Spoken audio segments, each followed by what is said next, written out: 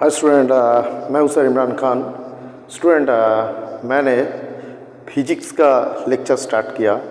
Student, physics में बहुत सारे टॉपिक है और हर टॉपिक में रोमांच होता है, लेकिन सबसे ज़्यादा रोमांचक ट्रॉफी जो है वो हमको स्पेशल थ्योरी ऑफ रिलेटिविटी मुझे बहुत पसंद है। स्टूडेंट, उसमें time dilation, length contraction, mass conversion, E is equal to M C square, velocity addition, ये जो सारे टॉपिक मुझे बहुत रोमांच करता है। यहाँ पर जो आइंस्टाइन जो 1905 में जो special theory of relativity paper published किया, वो पेपर उसी टाइम में जो टाइटल था पेपर का वो है on the electrodynamic on moving bodies, जो बाद में स्पेशल थ्योरी ऑफ रिलेटिविटी के नाम से विख्यात हुई थी।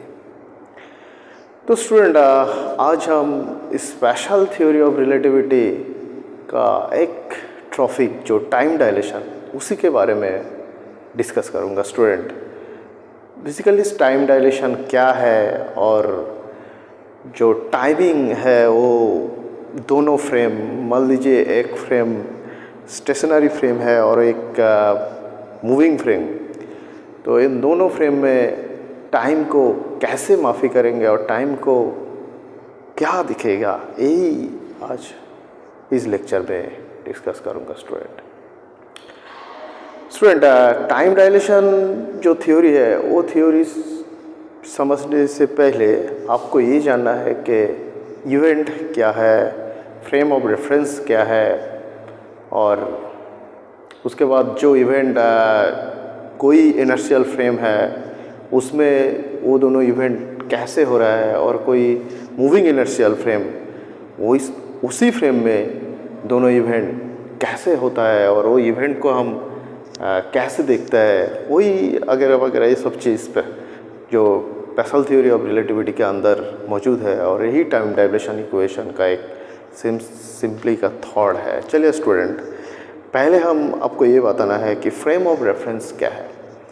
स्टूडेंट, फ्रेम ऑफ रेफरेंस होता है, मान लीजिए आप कोई ट्रेन में है, चलती हुई ट्रेन में है, तो आपके रिस्पेक्ट में ट्रेन का अंदर मान लीजिए कुछ जगह पर एक बॉल है, तो वो बॉल अगर वो फ्रेम इनर्शियल है, मतलब वो एक यूनिफॉर्म वेलोसिटी से जा रहा है, तो आपका रिस्पेक्ट में वो बॉल एक जगह पर खड़ा दिखेगा। आप मतलब आपके रिस्पेक्ट में वो बॉल जहाँ पर भी है वो रेस्ट में भी है, तो आप तो उस बॉल का पोजीशन का बता दिया, मतलब आपके रिस्पेक्ट में वो बॉल स्थिर है।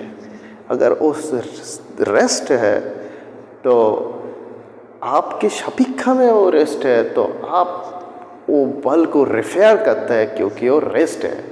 तो ऐसे चीज़ को हम बोलते हैं फ्रेम ऑफ रेफरेंस। मतलब आप एक मूविंग फ्रेम में है, मतलब आपके रिस्पेक्ट में वो बॉल तो मूविंग फ्रेम में मूविंग नहीं दिखेगा, आपके रिस्पेक्ट में वो बॉल रेस्ट दिखेगा। तो आप तो एक फ्रेम में है और आप उसी फ्रेम में रहकर उस बल का पोजीशन को रेफर करते हैं, इसको बोलते हैं फ्रेम ऑफ रेफरेंस। और आपके रिस्पेक्ट में मान लीजिए स्टेशन पर कोई व्यक्ति खड़ा है, तो आपके रिस्पेक्ट में वो विपरीत डायरेक्शन मतलब ऑपोजिट डायरेक्शन में वही वेलोसिटी से चल रहा है। तो स्टूडेंट, ये है फ्रेम ऑफ रेफरेंस। और आपको ये चीज़ समझना है क्योंकि इवेंट क्या है। इवेंट मतलब इवेंट होता है ऐसा, मान लीजिए कोई जो बल्ब है और बल्ब वन स्टार्ट हुआ, बल्ब को आप स्विच दबा दिया और वो बल्ब ऑन हुआ। अगर जब स्विच दबाया आप शाम 7 बजे बल्ब को ऑन किया और रात 12 बजे ऑफ किया, तो ये दोनों एक घटना है, ये दोनों दो घटना है, लेकिन उसके अंदर एक टाइम डिफरेंट है।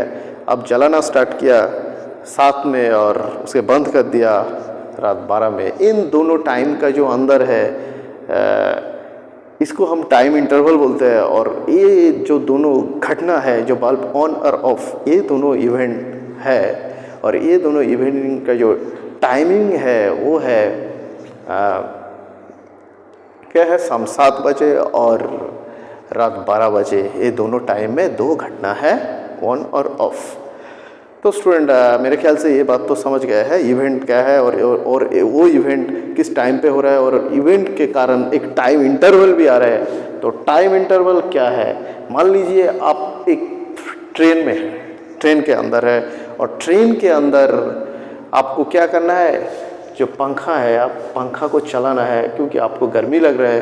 तो मान लीजिए आप ट्रेन के अंदर है, तो ट्रेन के जब ट्रेन एक फ्रेम है तो आपके रेस्पेक्ट में क्या है, उस ट्रेन के अंदर जो स्विच बोर्ड है वो भी तो रेस्ट है, और आप मान लीजिए स्विच दबा दिया ट्रेन के अंदर, वो पंखा को मान लीजिए शाम 7 बजे, तो पहले जो टाइमिंग में आप इवेंट किया E1 इवेंट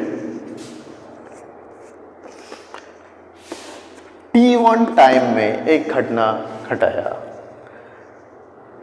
पंखा को स्टार्ट किया T1 टाइम में, और टाइमिंग क्या है, मान लीजिए 7 PM,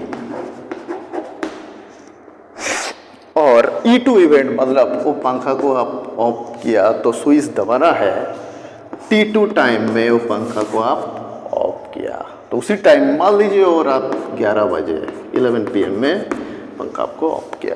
तो टाइम इंटरवल क्या है, और एक बताना है, ये दोनों एक ही जगह पर घटा है।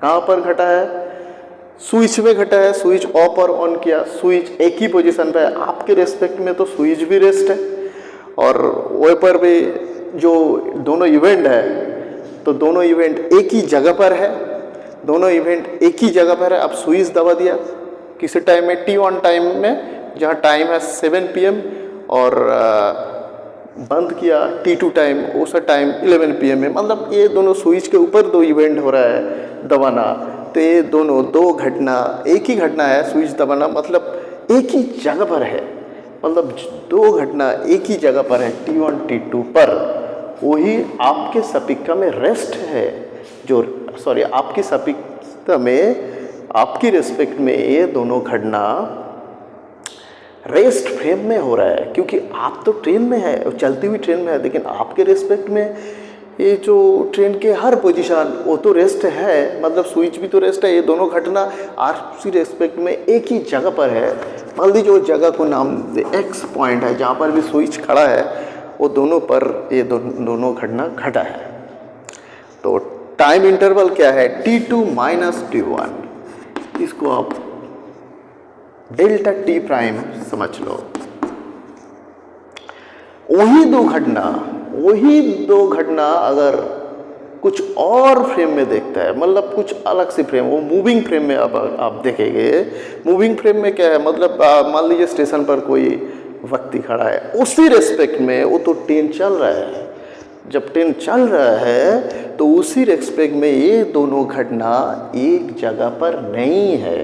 मतलब आप जब स्विच ऑन करना, मतलब पंखा ऑन करना स्टार्ट किया जो T2 समय पर, तो उसी टाइम में मान लीजिए वो है एक स्टेशन, मान लीजिए वो एक स्टेशन का नाम क्या है, मान लीजिए सनरपुर एक स्टेशन है, जब उसी पोजीशन पर ट्रेन आया है उसी टाइम में मान लीजिए T1 घटना घटा है और पंखा बंद कर दिया, मतलब कोई और स्टेशन पर जाकर मान लीजिए वो पार्क सर्कस है, मान लीजिए पार्क सर्कस पर जब अब चले गए तो उसी टाइम में T2 टाइम में सेकंड जो इवेंट है उसी इवेंट को जब आप देखेगा तो वो दोनों इवेंट एक जगह पर नहीं है।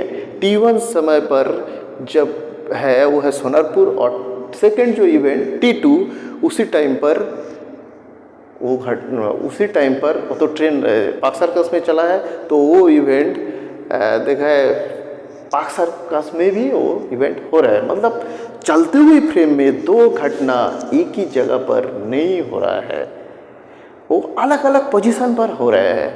और जब मूविंग फ्रेम मतलब चलती हुई फ्रेम में जो दो घटना का जो टाइम है वो time T1 prime and T2 prime, मतलब मूविंग फ्रेम मतलब मूविंग इनर्शियल फ्रेम, उससे जो टाइम डिफरेंट है, तो टाइम इंटरवल क्या है वो मूविंग फ्रेम में, मतलब चलती हुई फ्रेम में जो टाइम इंटरवल है वो है delta T prime is equals to T two prime minus T one prime.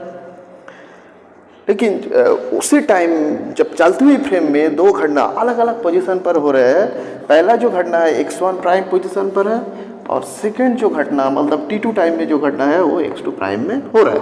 ये मूविंग फ्रेम में ये दो घटना हो रहा है, जहाँ रेस्ट फ्रेम में एक पोजीशन पर है x पोजीशन पर। तो चलिए ये दोनों को तो टाइम इंटरवल हमने बताया। तो आइंस्टाइन ने क्या किया, इन दोनों टाइम इंटरवल का एक रिलेशन बताया, रिलेशन दिखाया, वो है लॉरेंस ट्रांसफॉर्मेशन से वो रिलेशन आ सकता है वो आसान से।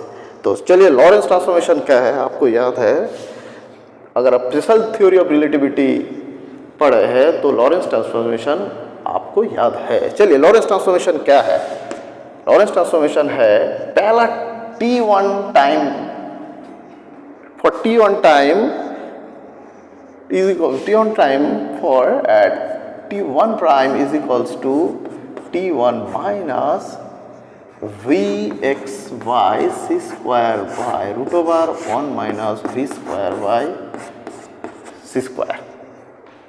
जब t1 टाइम पर है तो उसी टाइम में जो घटना है तो अलग सा फ्रेम में टाइम क्या है t1 प्राइम भी होगा जब t1 टाइम में है। तो सेकंड जब t2 टाइम में इवेंट है तो t2 टाइम के कारण वही घटना अगर और सी फ्रेम में जाए हो रहा है तो और का फ्रेम में जो टाइम है वो टाइम है t2 prime is equals to minus V X. Position तो एक ही जगह पर है, ये तो x सेम है तो मतलब यहाँ पर भी x बराबर होगा, तो root over of 1 minus V square by C square, जहाँ पर भी c velocity of light, v velocity of moving inertial frame of reference। And ये दोनों लॉरेंस ट्रांसफॉर्मेशन से भी आ सकते हैं। लॉरेंस ट्रांसफॉर्मेशन यही है, तो अगर t1 टाइम जब यहाँ पर t1 दो तो उसी t1 के कारण मूविंग फ्रेम में क्या है टाइम चेंज हो रहा है। एक फ्रेम को आप तो रेस्ट ही पकड़ना है, दूसरे फ्रेम को आप एक्स रेक्स पकड़ना है, उसी के सापेक्ष में दूसरे फ्रेम को आप मूविंग पकड़ना है। तो यहाँ पर भी t1 है तो उसी रेस्पेक्ट में टाइम तो t2 प्राइम होगा, तो यहाँ पर भी जब t2 है तो उसी रेस्पेक्ट में टाइम t2 प्राइम है। x तो बराबर है, x तो सेम ही है, मतलब कि है ये जो x है रेस्ट फ्रेम में एक ही पोजीशन पर दो घटना हुए हैं, इसका मतलब इसी का कारण दोनों पर x भी सेम है। तो आप क्या करें, टाइम इंटरवल निकालना है, मतलब t2 prime minus t1 prime आप जब करें t2 prime minus t1 prime is equals to क्या है, दोनों को अलजेब्रा लो तो आएगा t2 minus t1 divided by root over 1 minus v square by c square. तो t2 prime minus t1 prime delta t prime और t2 minus t1 this is delta t। So complete जो result है delta t prime is equals to delta t by 1 over square root of 1 minus v square by c square. देखिए student, ये जो equation है यही time dilation equation है। मतलब देखो स्टूडेंट, ये तो क्या है root over 1 minus V square by C square, ये क्या है, ये 1 से बहुत छोटा है, मतलब ये 1 से कम है। अगर 1 से कम है तो भाग कोई लगाइए तो क्या होगा, तो इसका रेस्पेक्ट में ये तो कम है, इसका रेस्पेक्ट में ये ज़्यादा है, तो मतलब ये तो रेस्ट फ्रेम में है। डेल्टा टी प्राइम आपको कौन सी फ्रेम में टाइम है, वो किसी फ्रेम ऑफ रेफरेंस के सापेक्ष है, उसी कोई फ्रेम के सापेक्ष जो ट्रेन है, मतलब ये रेस्ट टाइम इंटरवल है और ये क्या है मूविंग टाइम इंटरवल। तो इसका जो रिजल्ट है रेस्ट टाइम इंटरवल से मूविंग टाइम इंटरवल ज़्यादा है। तो यही घटना अगर कोई अलग सी फ्रेम में देखा है तो उन घटना का टाइम ज़्यादा लगेगा। मतलब मूविंग क्लॉक रन स्लो, मतलब जो क्लॉक यहाँ पर भी कोई घड़ी है, यहाँ पर भी वो तो टाइम जब मापेगी तो घड़ी तो टाइम मापेगी, मेजरमेंट करेगी। तो रेस्ट फ्रेम में जो टाइम इंटरवल के लिए जो घड़ी रखा है उसी घड़ी तो टाइम माफी करेगी, तो मेजरमेंट ऑफ टाइम वो क्लॉक। तो दूसरी फ्रेम में घड़ी का जो जो टाइम इंटरवल देखने के बाद ये रिज़ल्ट आया है, क्योंकि जो चलती हुई कोई घड़ी का टाइम स्लो हो रहा है, मतलब मूविंग क्लॉक रन स्लो, मतलब गतिशील माध्यम में क्लॉक स्लो रन करेगा। इसी इक्वेशन से आप बोल सकता है, ये इक्वेशन जो आइंस्टाइन का टाइम डायलेशन इक्वेशन, इसको बोलते हैं समय प्रसारित हो रहा है। प्रसारित मतलब टाइम डायलेशन हो रहा है। ये एक फेमस इक्वेशन है। एक टाइम डायलेशन को आप और भी एक और इंटरेस्टिंग बात में समझ जाएगी तो अच्छा लगेगा आपको। मान लीजिए एक गाना हो रहा है, एक सॉन्ग हो रहा है। एक सॉन्ग क्या है, जो भी सॉन्ग है वो रेस्ट फ्रेम में है, आप ट्रेन में है, एक गाना सुन रहे हैं, मतलब वो सॉन्ग आप measurement of time this song for 5 minutes. अगर दिस सॉन्ग कोई दूसरा फ्रेम, मतलब वो फ्रेम चल रहा है, वो मूविंग फ्रेम है, उसी सॉन्ग का टाइम मूविंग फ्रेम में उससे ज़्यादा टाइम लगेगा। एक तो एक स्पेशल एक बात है, क्योंकि ये घटना एक फ्रेम में जो सॉन्ग है वो सॉन्ग 5 मिनट में हो रहा है, और उसी सॉन्ग अगर दूसरे फ्रेम में आप जब देखेगा, मतलब कोई मूविंग फ्रेम में आप जब देखेगा वही सॉन्ग तो 5 मिनट में नहीं हो रहा है, वो सॉन्ग 5 मिनट से ज़्यादा हो रहा है, मतलब कंप्लीट हो रहा है 5 मिनट से ज़्यादा। यही टाइम डायलेशन है, और यही टाइम डायलेशन का इक्वेशन है। एक फेमस इक्वेशन आइंस्टाइन ने 1905 में ये जो स्पेशल थ्योरी ऑफ रिलेटिविटी का एक कॉन्सेप्ट है, उसी पेपर में ये टाइम डायलेशन मौजूद है। और यही लेक्चर आज पर ख़त्म करते हैं स्टूडेंट। आज के लेक्चर में सिर्फ टाइम डायलेशन को लेक्चर ही है। अगला लेक्चर में हम बताएंगे जो मूविंग फ्रेम में किसी वस्तु का मास जब आप माफ़ी करेगा, वो देखेगा कि रेस्ट फ्रेम से ज़्यादा ही है, मतलब मास को भी चेंज है। एक बहुत इंटरेस्टिंग बात है, अगर मास मतलब क्या है, किसी वस्तु है, अगर उस वस्तु के ऊपर अब फोर्स लगा रहा है तो वो क्या करेगा, फोर्स के विरुद्ध एक जब फोर्स के विरुद्ध एक क्या है, एक एग्जैक्टिंग फोर्स भी रखा गया है, मतलब जो फोर्स के विरुद्ध एक बाधा सृष्टि करेगा, तो वो को बोलते हैं एक्चुअली मास। मतलब मास तो एक वस्तु का पदार्थ है, वो मैटर है, वो तो हम चेंज नहीं कर सकते। एक बात है, एक डस्टर है, एक डस्टर का जो मास है, मतलब इस डस्टर के अंदर कितना मैटर है, इसी को इस मास बोलते हैं। तो ये हम जब मूविंग करें तो ये मैटर में क्या है, ये मैटर तो चेंज नहीं हो सकता है, हम तो एक हमारे नज़र में यही हम तो महसूस होगा। लेकिन आइंस्टाइन ने बताया क्योंकि ये भी मास भी चेंज होगा। मास कब चेंज होगा, अगर किसी वस्तु का स्पीड, किसी ऑब्जेक्ट का स्पीड लाइट के करीब हो, मतलब near about this light, speed of light, तो उनका मास भी बढ़ेगा। एक इंटरेस्टिंग बात है, जब मास भी बढ़ेगा तो उसकी एनर्जी भी बढ़ता है, और जब मास बढ़ेगा, वो जो मास का जो इक्वेशन है वो क्या है, जो चेंजिंग मास वो है m is equals to m√1 - ये है mass conversion equation, mass increase equation. This is mass of rest mass कह सकते हैं आप, और ये है मूविंग मास। देखिए ये भी फैक्टर है, टाइम सिर्फ टाइम डायलेशन जो फैक्टर यहाँ पर लगा है, यहाँ पर भी वही फैक्टर लगा रहा है, तो इसी के कारण मूविंग मास रेस्ट मास से ज़्यादा है। तो यही फेमस इक्वेशन वो भी आइंस्टाइन से रिलेटिविटी थ्योरी ऑफ रिलेटिविटी से भी आ सकता है, लेकिन आज का लेक्चर में हम इसको डिस्कस नहीं करूँगा। जो नेक्स्ट लेक्चर में हम जैसे मास कन्वर्सन इक्वेशन को डिस्कस करेंगे, और उसे भी इक्वेशन से एक फेमस इक्वेशन जो आइंस्टाइन का E = mc², वो भी इस इक्वेशन से प्रूव हो सकता है। वो भी हम नेक्स्ट लेक्चर में प्रूव कर दिखाएंगे आपको। वो बहुत इजी है, इतना डिफिकल्ट नहीं है। सिर्फ आपको क्या है, अगर आपको थोड़ा सा फिजिक्स का कॉन्सेप्ट है तो आप एक स्पेशल थ्योरी ऑफ रिलेटिविटी समझ जाएगा। इतना डिफिकल्ट नहीं है स्टूडेंट, आपको ये पढ़ना है, ये बहुत इंटरेस्टिंग सब्जेक्ट है। तो चलिए स्टूडेंट, आज का लेक्चर इसी पर ख़त्म करते हैं, नेक्स्ट लेक्चर में हम मिलेंगे।